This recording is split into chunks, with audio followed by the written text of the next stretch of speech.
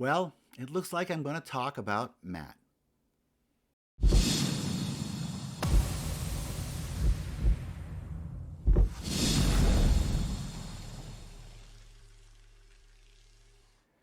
So, yesterday I recorded a video of me reacting to the Matt Dillahunty video of himself.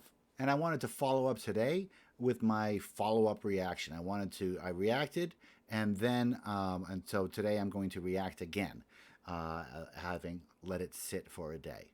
So please look for stay to the end and watch what I think about yesterday's reaction. Okay, so let's start with the background. I used to have a position at American Atheists, and Matt Dillahunty was part of the effort to take me down. He lied a lot. He said really, really terrible things about me to a lot of people.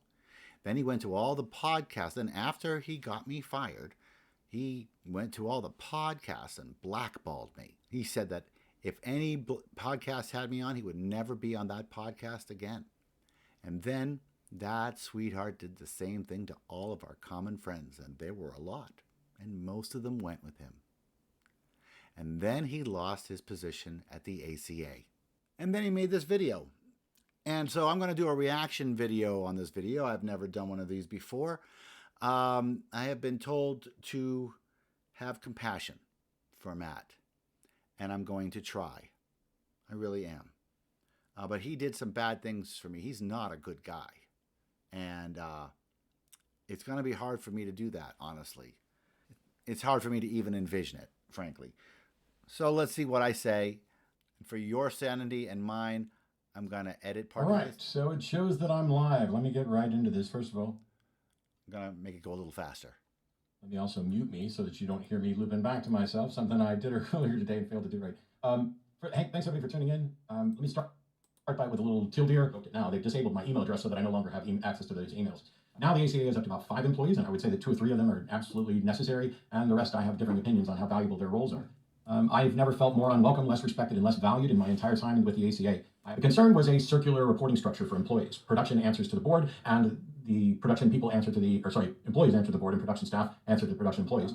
The issue of whether or not someone like me would have less control as a board member than as a person just engaging in content creation is debatable. Other nonprofit that has media production as its primary foundation, with public figures as the face of the organization, while somebody else makes the decision. On June 7th, I typed up a response to that email, but I didn't send it because I wanted to try to keep working with the organization.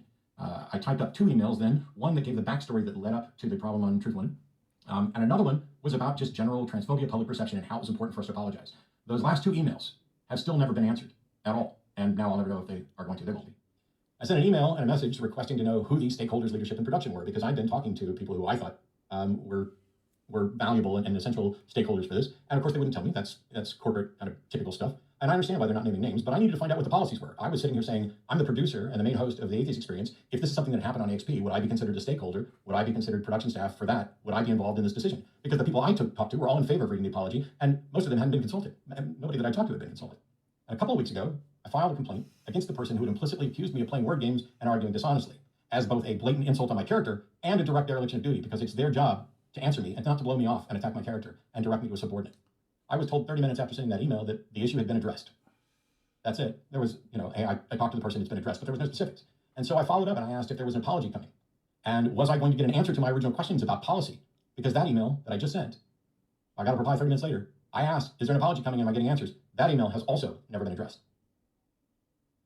Then, 2 weeks ago, when I was at the building for the live show, I got there early. And during Talk Heathen, I went up to the leadership that was there. And I said, hey, I know you're busy, but between Talk Heathen and Atheist Experience, we really need to talk. And I got a nod. And then they didn't talk to me. They didn't talk to me that whole gap between Talk Heathen and Atheist Experience about the issue. And then when Atheist Experience was over, I said, well, we didn't get to talk today. We really need to talk. Can you send me an email and let me know when you have time to talk? I never got a reply to that either. Oh. What happens? They should get responses to their concerns. And when they do get responses, it shouldn't be vague, it has been addressed emails. And when they reach out to say, we need to talk, you shouldn't wait and hear nothing. Whether somebody's trying to avoid confrontation or put a nice face on everything. If this is the sort of response that I get as a 2-time president, producer, host, the guy who's been here the longest, what hope does anybody else have? And their communication skills are beyond abysmal. When I sit around crying for months, waiting for anything that feels like the organization I've been a part of to reach out.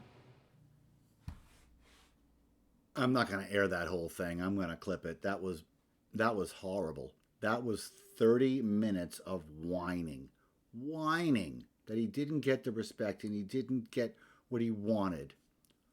That was just pathetic. I don't have any sympathy for this man. I don't have any compassion. What is this? This is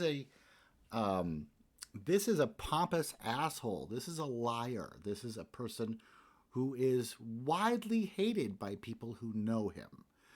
And the fact that everybody who worked with him revolted and pushed him out and didn't care that he was gonna leave, and he was like Cliff Clavin, I think it was on Cheers. Guys, I'm leaving. I'm really leaving. They're like, all right, bye. And he's like, no, I'm serious. I'm leaving. I'm really gonna go. And he cried. He cried. You didn't cry like I cried, Matt. I see Matt as a stubborn, lying little man-child. I mean, I can't believe he did 30 minutes of whining about why he lost his job, why he was unseated. Matt, the reason that happened is because you're an asshole. That's why. You're a pompous, arrogant asshole, and you lie a lot. If you weren't a terrible fucking person, people wouldn't hate you so much. Have you ever thought about that, Matt? Have you ever thought that maybe if you were nice, if you were good, if you didn't lie, if you didn't act in a way that had the entire organization revolt against you, the entire organization wouldn't have revolted against you. I got no pity here, okay? I have no compassion. I hope Matt Dillahunty's channel goes to zero. I hope he's super unhappy. But I don't give a shit that much. I wonder what those podcasters and those friends are thinking about right now. Should we call Dave? Now that we don't have Matt, should we call Dave and have him back on?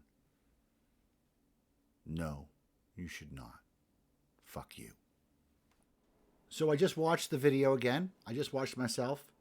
And I also talked to my wife, Chris. And she said to be compassionate again. And I watched the video that I just saw, that I just made. And I'd like to say that I was too soft. And that I have absolutely no compassion for this man at all. I don't really at all believe that he shed a single tear about any of this. This is a real bad actor putting on a real bad act. And I don't believe him for a second. I don't believe he cried. I don't believe he sees any fault in himself on this at all. I believe for sure that he believes himself to be the innocent victim and that everybody around him is revolting against him because they're all wrong. Nah. You're an asshole and you deserved it. And I hope everybody unsubscribes from your channel and I hope your career fades to black. And Matt, I think you'd make a great Walmart greeter.